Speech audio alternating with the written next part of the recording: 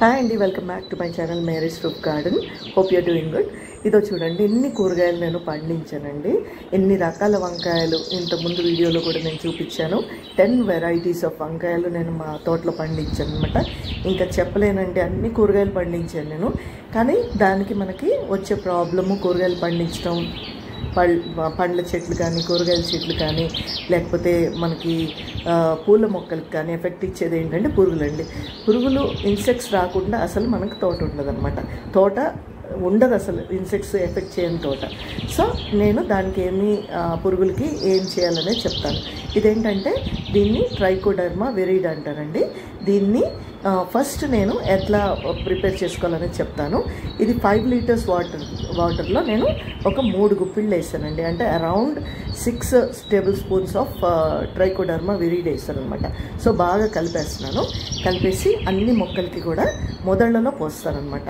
అన్ని మొక్కలకి and fruit plants, vegetable plants and flower plants అన్నిటికీ ఇవ్వచ్చు అనమాట. ఇది బయో ఫంగిసైడ్ అనమాట. సో మీరు ఏ ప్లాంట్స్కి ఇచ్చినా కానీ దానికి ఏమీ కూడా నష్టమైతే లేదు, లాభం అనమాట. అది కూడా ఎలా అనేది నేను మీకు చెప్తాను. యాక్చువల్గా లాస్ట్ టైము ఒకసారి నాకు ఇట్లా జామ మొక్క అండి, పైకి బాగానే ఉండి సడన్గా ఇట్లా ఎండిపోయినట్టు అయిపోయిందనమాట. ఈవినింగ్ కల్లా, మార్నింగ్ అంతా బాగానే ఉంది, ఈవినింగ్ ఎండిపోయింది. ఏంటబ్బా అని చెప్తే లోపల మనకి రూట్ ఇన్సెక్ట్స్ అనమాట. రూట్ దగ్గర ఉండే ఇన్సెక్ట్స్ లైక్ మిలీబగ్స్ ఎట్లా ఉంటాయి అట్లా రూట్స్లో కూడా మనకి డిఫరెంట్ వెరైటీస్ ఆఫ్ ఇన్సెక్ట్స్ రూట్స్లో ఉంటాయి అనమాట. అవి ఏంటంటే రూట్స్ని తినేస్తాయి. అవి తినేసి మొత్తం ఒకటే రోజు మార్నింగ్ మీరు చూసినప్పుడు బాగుంటుంది, ఈవినింగ్ కన్నా ఒక్కొక్కసారి అవి చనిపోతాయి. అట్లా నాకు ఎక్స్పీరియన్స్. అట్లా అయినప్పుడు నేను మార్నింగ్ చూసి ఇమ్మీడియట్గా ట్రైకోడర్మా ఉండింది నా దగ్గర. సో వాటర్లో కలిపిపోసానండి. మెరాకులస్గా ఈవినింగ్ కల్లా అది బతికి చక్కగా అది ఎన్నో ఇయర్స్ బతికిందండి. నియర్లీ 4 ఇయర్స్ నాకు మంచి కాపు కూడా ఇచ్చిన తర్వాత అది ఎట్లాగో ఇట్లా వర్షాకాలంలో అట్లా ఓవర్ వాటర్ వల్ల దేనికో చనిపోయింది అది. సో తర్వాత ఇంకా 2 మొక్కలు కొన్నాను అనమాట. సో ఇప్పుడు చూడండి, ఇట్లా ఫ్రూట్ ప్లాంట్స్ అన్నీ కూడా ఉన్నాయి కదా మన దగ్గర. టోటల్గా అన్ని ఫ్రూట్ ప్లాంట్స్ అన్నిటికీ కూడా మీరు రూట్స్ దగ్గర ఇవ్వచ్చు అనమాట మీరు దీన్ని. సో రూట్స్కి దగ్గర ఏంటంటే దీనికి లోపల ఉండే పురుగుల్ని, మనకు బయటకు కనపడే పురుగులు మనకు తెలుసు కానీ లోపల కనపడే పురుగులు మనకు తెలియదు. ఎందుకంటే మనం అన్లెస్ మనం ఇది రిమూవ్ చేస్తే కానీ మనకు తెలియదు దాంట్లో ఉన్నాయని. చూడండి, ఫ్రూట్ ప్లాంట్స్ అన్నిటికీ కూడా నేను ఇస్తున్నాను. అట్లా ప్రతి ఒక్క మొక్కకి ఇవ్వచ్చండి మీరు. ఫ్లవర్ ప్లాంట్స్కి, ఫ్రూట్ ప్లాంట్స్కి అండ్ వెజిటబుల్ ప్లాంట్స్కి ఇవ్వండి. సో ఇది చాలా యూస్ఫుల్ అనమాట. మీకు లోపల ఉన్న బ్యాక్టీరియాని, ఇన్సెక్ట్స్ని మొత్తటిని చంపేస్తుంది అనమాట ఇది. సో ఇది చాలా మేలు చేసేదే కానీ మనకి దీనివల్ల ఎటువంటి నష్టం లేదనమాట. సో తప్పకుండా మీరు వన్స్ ఇన్ వైల్, అంటే ఇట్లా మంత్లీ ఒక్కసారి మీ ప్లాంట్స్ అన్నిటికీ కూడా 1:20 రేషియోలో ఇచ్చుకోండి. అంటే 20 కూడా కాదండి, 40 రేషియోలో ఇచ్చుకోండి. అంటే 1 స్పూన్ ఆఫ్ ఇది వేసారనుకోండి, మీరు 1 లీటర్ వాటర్కి 1 స్పూన్ కలుపుకోండి, టేబుల్ స్పూన్. ఇప్పుడు 5 లీటర్స్ కలిపారనుకోండి, ఒక 5 స్పూన్ పెద్ద మన టేబుల్ స్పూన్తో 5 స్పూన్స్ వేసుకుంటే సరిపోతుందండి. సో మీకు లోపల కూడా ఎక్కడ ఎటువంటి ఫంగల్ ఇన్ఫెక్షన్స్ మీ ప్లాంట్స్ని ఎఫెక్ట్ చేయకుండా ఉంటాయి అన్నమాట. ఇది చూడండి, మంచిగా ఇది 4th డ్రాగన్ ఫ్రూట్ నా తోటలో వచ్చిందండి. దీన్ని ఏంటంటే స్టార్టింగ్లో ఇంకా వేరే చోటు ఉండేది, దీనికి భయంకరమైన ముళ్ళు కదా, అవి ముళ్ళతో బాగా గుచ్చుకుంటున్నాయని నేను ప్లేస్ చేంజ్ చేశాను, పాట్ కూడా మార్చాను అనమాట.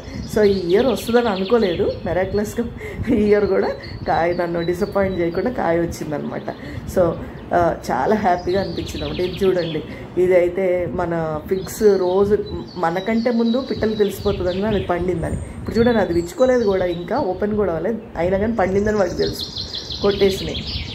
సో ఇట్లా పిట్టలు కూడా చాలా వరకు కొట్టేస్తూ ఉంటాయి నా పిగ్స్. సో పర్లేదు, వాటికి కూడా ఫుడ్ కావాలి కదా. దానిమ్మ పండ్లు కూడా ఒక 2 కోస్తున్నాను, పండిపోయినాయి. ఇవి 2 దానిమ్మ పండ్లు కూడా కోస్తున్నాను. సో ఇట్లా మీకు అన్నీ కూడా బాగా పంట చేతికి రావాలంటే మాత్రం తప్పకుండా మీ ఇది ఫంగల్ ఇన్ఫెక్షన్స్ నుంచి మీ ప్లాంట్స్ని ప్రొటెక్ట్ చేసుకోండి. సో దీన్ని ట్రైకోడర్మా ఇచ్చుకోండి తప్పకుండా. చూడండి ములక్కాయలు కూడా ఎంత బాగా వచ్చాయి చూసారా. కోస్తా ఉంటే త్రూ అవుట్ ద ఇయర్ వస్తుందండి నాకు ములక్కాయ. ఒక సీజన్ అని లేదు, ప్రతి year through out the year నాకు కాయలు వస్తూ ఉంటాయి. అంటే ఒక కాపు అయిపోగా నేను ఏం చేస్తానంటే దాన్ని ప్రూన్ చేస్తాను. ప్రూన్ చేయగానే మళ్ళీ నాకు కాపు స్టార్ట్ అయిపోతుంది అనమాట. ఈ ఫ్లవర్స్ చూసారా, దీన్ని ప్రిన్సెస్ ఫ్లవర్ అంటారు. ఎంత బ్యూటిఫుల్ ఉంది కదండి ఈ ఫ్లవర్ కూడా. ఈ ఫ్లవర్ ప్లాంట్స్కి కూడా ట్రైకోడర్మా ఇవ్వచ్చు మీరు. సో ఫంగల్ ఇన్ఫెక్షన్స్ నుంచి కాపాడుకోవచ్చు. సో నెక్స్ట్ నేను చెప్పబోయేది ఏంటంటే లోపల రూట్ని రాట్ చేసే కుళ్ళిపోజేసే లేకపోతే తినేసే ఫంగల్ ఇన్సెక్ట్స్ గురించి మాట్లాడాను కదా. సో ఇది ఫంగిసైడ్, ఆర్గానిక్ ఫంగిసైడ్. సో దీనికి ఏం ప్రాబ్లం లేదు. సో అంతేకాకుండా పైన మీకు లీవ్స్కి వచ్చేది ఏంటి పెద్ద ప్రాబ్లం అందరికీ ఉన్నది ఏంటంటే మీలీబగ్స్ అండి. ఇది అంత ఎంత ప్రాబ్లం అంటే ఇది ఒక్కసారి ఎఫెక్ట్ ఇచ్చిందంటే అండి ఇంకా మొత్తం స్ప్రెడ్ అయిపోతుంది మొత్తం. దానికి నేనేం చేస్తున్నాను చూడండి. నీమ్ ఆయిల్ ఇప్పుడు 5 లీటర్స్ వాటర్కి 5 లీటర్స్ వాటర్ అండి. దానికి నేను ఎంత అరౌండ్ ఇందండి అరౌండ్ 10 ml అనుకోండి, 10 to 15 ml ఇస్తున్నాను 5 లీటర్స్కి. సో మీకు అంటే లోపల ఉన్న దాన్ని బట్టండి. బాగా ఎక్కువ ఉందనుకోండి కొంచెం ఎక్కువ వేసుకోండి, తక్కువ ఉంటే పురుగులు తక్కువ ఉంటే తక్కువ వేసుకోండి. అంతేకాకుండా డిష్ వాషర్, ఇదేంటి విమ్ లిక్విడ్ డిష్ వాషర్ అనమాట.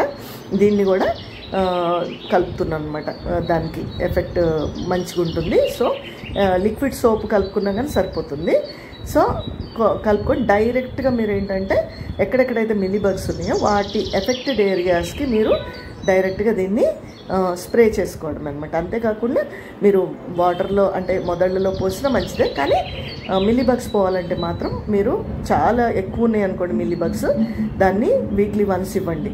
ఈ లిక్విడ్ ఇది ఏంటంటే న్యాచురల్ ఫంగిసైడ్ ఇది కూడా. సో మనం ఏంటంటే ఆర్గానిక్, ఇదైతే ప్యూర్లీ ఆర్గానిక్. దీన్ని యూనివర్సల్ అనమాట. ఇదైతే ఏంటి neem oil. So neem oil రెగ్యులర్గా ఇచ్చుకోండి మీరు. స్ప్రే డైరెక్ట్గా లీవ్స్ మీద స్ప్రే చేసేయండి. ఇట్లా లీవ్స్ మొత్తం తడవాలన్నమాట. లీవ్స్ ఎదురుగా అంటే పైన కింద మొత్తము తడిచేటట్టుగా స్ప్రే చేయండి. నా స్ప్రేయర్ మంచిది ఉండేదండి. ఇట్లా పంప్ కొడితే ఇట్లా కంటిన్యూస్ వస్తుంది, అది పాడైపోయిందనమాట. అందుకని ఇదిగోండి ఈ స్ప్రేయర్ కొంచెం కష్టమే దీంతో, కానీ అయినా కానీ ఇట్లా కొట్టేసుకోవడమే అనమాట. మొత్తం ఆకులు మొత్తం తడిసేటట్టు పెట్టుకోండి. ఏంటంటే మన ప్రతి గార్డెనర్స్కి ఉన్న హెడేక్ ఏంటంటే ఈ మిలీబగ్స్ అండి. మిలీబగ్స్ ఎందుకు స్ప్రెడ్ అవుతాయి అంటే అవి మీకు మరీ డెన్స్గా పక్కనే చెట్లు ఎక్కువ ఉన్నా కానీ మరి వాటికి ఎయిర్ ఎక్కువ రావడం అట్లాంటిది లేకపోతే కనుక దానికి మిలీబగ్స్ బాగా ఎఫెక్ట్ అవుతాయి అన్నమాట. సో కొంచెం స్పేస్ ఉండేటట్టుగా ఎండ బాగా తగిలేటట్టుగా చూసుకోండి.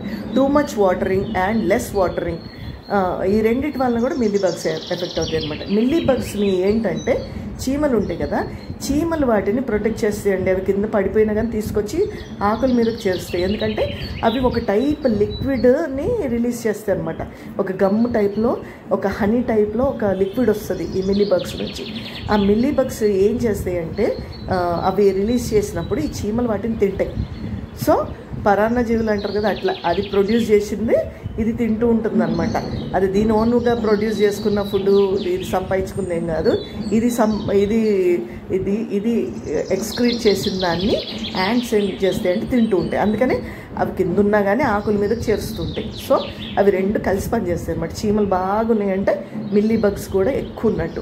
అందుకని మీరు ఏం చేయాలి, చీమలు కూడా కంట్రోల్ చేసుకోవాలి. మీరు ఏంటంటే చీమలు గార్డెన్లో ఉండకుండా చూసుకోవాలి. మీరు ఏం చేయాలి అప్పుడు, చీమలు ఎక్కువ ఉంటే కనుక మన బేకింగ్ సోడా ఉంటుంది కానీ ఆ బేకింగ్ సోడాలో కొంచెం షుగరు కలిపేసేసి ఎక్కడెక్కడ చీమలు ఉన్నాయో వాటి దగ్గర వేస్తే ఆ బేకింగ్ సోడా వలన ఆ యాంట్స్ చనిపోతాయి అన్నమాట. సో వాటిని అట్రాక్ట్ చేయడానికి మనం షుగర్ కూడా కలుపుతాం.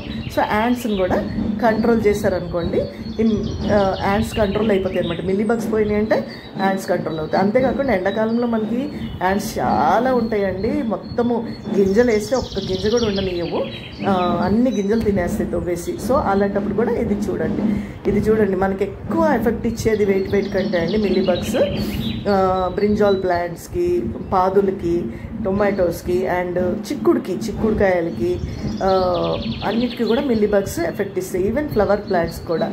అండ్ ఇంకేంటంటే రోజెస్కి అన్నిటికీ కూడా మిల్లీ బగ్స్ బాగా ఎఫెక్ట్ ఇస్తాయండి. సో అందుకని అన్నీ కూడా పూర్తిగా తడిసేటట్టుగా కొట్టేసేయండి. ఇది మన వేప నూనె కాబట్టి మనకి ఏమీ దీనివల్ల ఎఫెక్ట్ లేదండి. కాకపోతే కూరగాయలు కానీ పండ్లు కానీ మంచిగా బాగా కడుక్కోవాలి. మనము తినే ముందు చక్కగా వాటిని బాగా కడుక్కుంటే సరిపోతుంది అనమాట. సో ఈరోజు నేను ఏంటి 2 చెప్పానండి మీకు. ఈ మొక్క చూసారా? ఈ మొక్క గురించి చెప్దాం అనుకుంటున్నా. ఈ మొక్క ఏంటో నాకు తెలియదండి. దానికి అది పెరిగింది. రేగి పండు మొక్కలాగా ఉందని అట్లాగే వదిలేసాను. ముళ్ళు కానీ ఏం లేవు. మీకు తెలిస్తే చెప్పండి. ఇదిగోండి మిల్లీ బగ్స్ మీకు డైరెక్ట్ చూపిస్తాను. ఇలా ఉంటాయండి. ఇలా పట్టుకొని ఉంటాయి అన్నమాట. దాన్ని ఏమంటే బ్రష్తో అన్న ఇట్లా రిమూవ్ చేసి అప్పుడు నీమ్ ఆయిల్ కొట్టండి. లేకపోతే లీఫ్ని తుంపేసి, ఇవి చాలా సాఫ్ట్ బాడీస్ అండి. వాటిని ఏంటంటే ఇట్లా అంటే చనిపోతాయి.